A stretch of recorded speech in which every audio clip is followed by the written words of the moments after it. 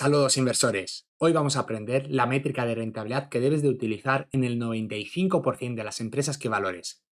Veremos qué es el ROIC, diferencia entre el ROI y ROIC, cómo se calcula el ROIC, qué nos dice el ROIC, qué es un buen o mal ROIC, y aparte veremos un ejemplo real de cómo calcular el ROIC de Facebook. Rendimiento de capital invertido, en inglés, Return on Invested Capital, conocidos por todos como el ROIC. El ROIC nos muestra la relación entre las ganancias que produce la empresa y la cantidad de capital que ha tenido que invertir para generar esas ganancias. Nos sirve para evaluar lo eficiente que es una empresa en la asignación de capital.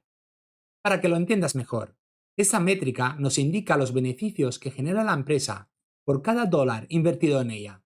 Si el ROIC de una empresa es del 15%, nos indica que la empresa genera 15 centavos de beneficios por cada dólar invertido en ella. Imagínate a Starbucks, que tras finalizar el año fiscal obtiene unos beneficios netos. Los directores de Starbucks deben decidir qué hacer con ellos. Pueden optar por repagar deuda, recomprar acciones, repartir dividendos, invertirlo en el negocio o realizar adquisiciones. Nosotros lo que queremos ver es que la empresa reinvierta las ganancias en el negocio, para que en el futuro aumente.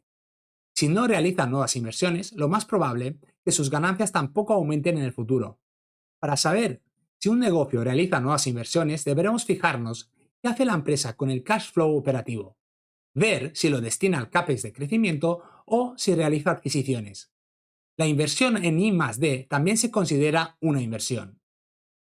Según vaya invirtiendo esos beneficios en las partidas mencionadas, necesitamos ver cómo el ROIC de la empresa aumenta o al menos se mantiene constante. En caso de ver que el ROIC desciende con los años, significa que la directiva es menos efectiva en asignar los beneficios de la empresa. Por eso a veces es mejor repartir dividendos o recomprar acciones que realizar malas inversiones. Pero hay excepciones. En empresas con altos rendimientos sobre el capital invertido, cuando llega a un cierto tamaño, es complicado que realicen inversiones que generen un mayor rendimiento que las inversiones pasadas. En estos casos, habrá que observar la media del sector en el que se invierte y compararlo con el negocio. Warren Buffett, en una de sus cartas anuales, dijo lo siguiente a sus accionistas: los directores de muchas empresas no son buenos en la asignación de capital. Por eso no se habla mucho de ROIC en los informes de las empresas. Esto nos da a entender que si vemos a la directiva de un negocio enfocándose en el rendimiento que genera sobre las inversiones que realiza, sería una buena señal. El ROIC es la métrica favorita de Charlie Munger y dijo lo siguiente: a largo plazo es difícil que una acción obtenga un rendimiento mucho mejor que en el negocio en el que se basa. Si el negocio gana un 6% sobre el capital durante 40 años y lo mantiene durante esos 40 años, no va a obtener un rendimiento muy diferente al 6%, incluso si originalmente lo compra con un gran descuento.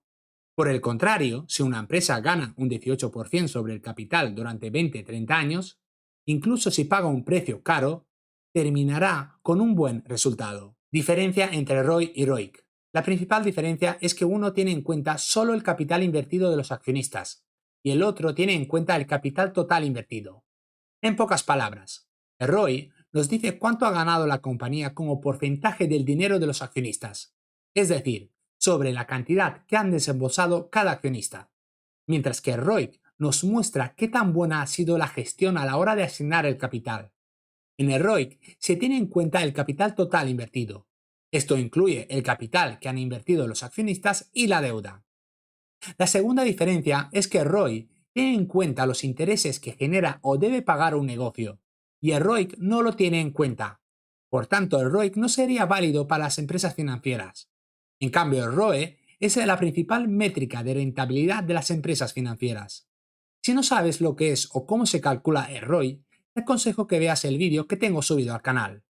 Ahora vayamos a ver cómo se calcula el ROIC. Hay muchas maneras de calcular esta métrica de rendimiento. Puedes buscar en Google la fórmula y te saldrán varias. Aquí debes ser muy estricto y solo utilizar una. Vamos a ver la que utiliza la mayoría de los inversores profesionales. Primero vayamos a ver las partidas que necesitamos para nuestro cálculo. En primer lugar, en el numerador necesitamos el NOPAT, que significa el beneficio operativo neto después de impuestos. Para obtener el NOPAT necesitamos el EBIT y la tasa impositiva que paga la empresa. Con estos datos se realiza el siguiente cálculo: donde la T es la tasa impositiva que paga un negocio anualmente. En segundo lugar, en el denominador necesitamos el capital invertido. Como el propio nombre indica, solo necesitamos el dinero que está invertido. El excedente, como el efectivo en el banco, no lo tenemos en cuenta, porque es dinero que no está invertido. Muy fácil. Para calcular el denominador es necesario las siguientes partidas. El equity. Recuerda, su cálculo consiste en restar los activos totales menos los pasivos totales. Si la empresa que estamos analizando tiene intereses minoritarios, estos irán incluidos en el equity, igual que la parte proporcional de los beneficios en el EBIT. Luego necesitamos la deuda total, que consiste en sumar la deuda a largo plazo más la deuda a corto plazo. Se tiene en cuenta porque esta deuda es utilizada para comprar los activos que tiene la empresa, con los cuales generan los beneficios. Luego necesitamos el efectivo total, que es el efectivo al que puede disponer la empresa en un periodo corto de tiempo. Para ello sumamos el cash and equivalents y el short term investment, y nos da el excedente que la empresa tiene disponible, efectivo que aún no está invertido. Y por último necesitamos el goodwill. Muchos inversores calculan esta métrica con goodwill y sin goodwill. En negocios que realizan muchas adquisiciones, hay que tener en cuenta el goodwill, y en negocios que no realizan adquisiciones, hay que restar el goodwill. El mercado de normal se enfoca en el cálculo con el goodwill. Por eso personalmente siempre calculo esta métrica con el goodwill incluido. Ya tenemos todas las partidas para calcular el denominador, de las dos formas posibles. La primera con el goodwill, que quedaría equity más deuda total menos efectivo total. Y la segunda sin goodwill, que consiste en equity más deuda total menos efectivo total menos goodwill. Teniendo el numerador y el denominador, ya podemos obtener la fórmula para calcular el ROIC. En la descripción del vídeo te dejo un link de un blog español, donde calcula el ROIC utilizando una fórmula diferente, fórmula que también es utilizada por muchos inversores. Te lo dejo para que tengas una idea de las diferentes formas que hay para calcular el ROIC, pero como he comentado, sea cual sea, utiliza siempre la misma. Ahora vayamos a ver qué es un buen o mal ROIC. Recuerda lo que ha dicho Charlie Munger. Si compramos un negocio que genera un ROIC del 6%, a largo plazo ese será el rendimiento que obtengamos. Por eso, empresas con ROIC altos tienden a valorarse a múltiplos de valoración más elevados. En el mercado se paga una prima por las empresas que generan un ROIC por encima de la media. El ROIC medio de la bolsa ha sido del 15%, incluido el goodwill. Se considera un ROIC muy bueno cuando es mayor del 20%. Y el ROIC mínimo que debemos de exigir es superior al 8%, porque el 8 es el rendimiento medio que ha generado el mercado para los accionistas. Aunque todo dependerá de la industria en que opere.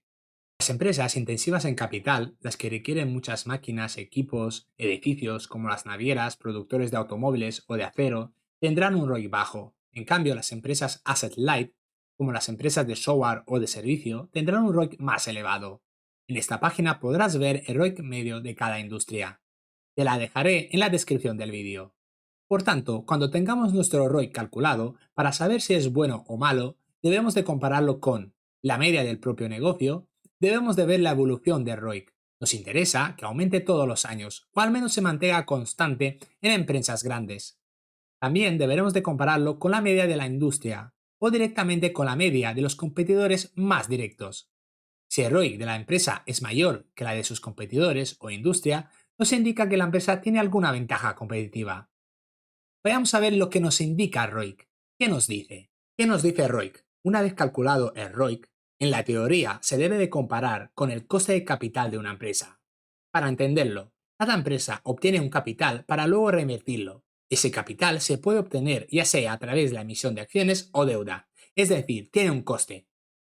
Para que un negocio sea rentable, las inversiones que realiza la empresa con el capital obtenido debe de ser superior a los costes que tiene la empresa por obtener ese capital. Para calcular el coste de capital se utiliza la fórmula del WACC. Personalmente no la utilizo y no conozco a nadie que la utilice, a excepción de empresas que realizan estudios de mercado y cobran por ello. No te aconsejo su cálculo porque es complejo y aporta muy poco. Lo que sí que debes saber es que el ROIC nos indica a la tasa mínima a la que puede crecer un negocio. Si el ROIC de una empresa es del 30%, esto puede suponer que la empresa podrá crecer al 30%, siempre que invierta todos los beneficios en el negocio. En cambio, si la empresa crece al 30% y la empresa solo genera un ROIC del 15%, esto nos indica que la empresa se verá obligada a captar capital para poder seguir creciendo a ese 30%. Podrá hacerlo mediante la emisión de deuda o nuevas acciones. También nos indica qué empresa es la más eficiente de un grupo de competidores o industria. El ROIC nos indica que hay una alta correlación entre el ROIC que genera la empresa y su cotización. Mayor ROIC, mejor comportamiento por parte de las acciones. Por eso, las empresas que reasignan agresivamente el capital a los segmentos de mayor rendimiento obtienen mejores resultados a largo plazo.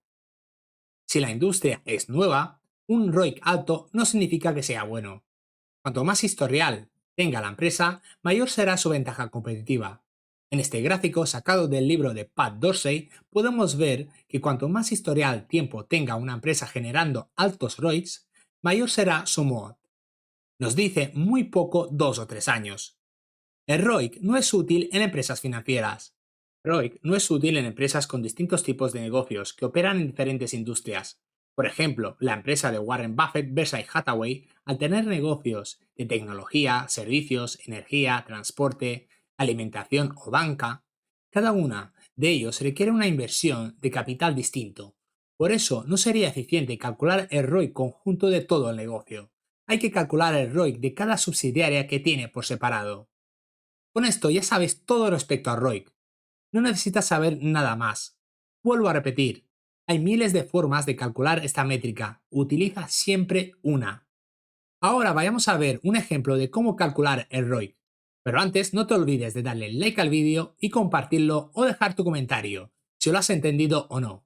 Me ayudarás para mis próximos vídeos. ¿Cómo calcular el ROIC de Facebook?